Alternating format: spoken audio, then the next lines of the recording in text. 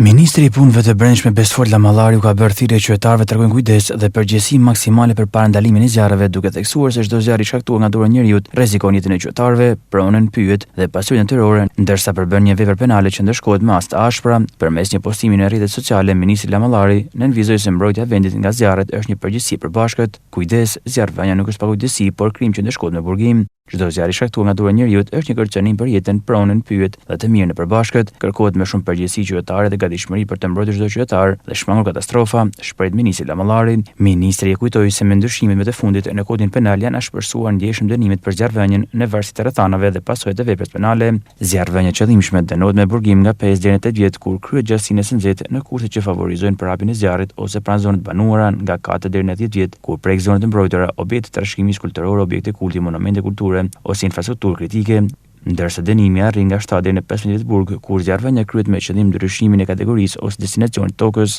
Në mesazhin e tij, ministri Lamallari theksoi se pas çdo zjarri qëndron një kosta madhe njerëzore dhe materiale.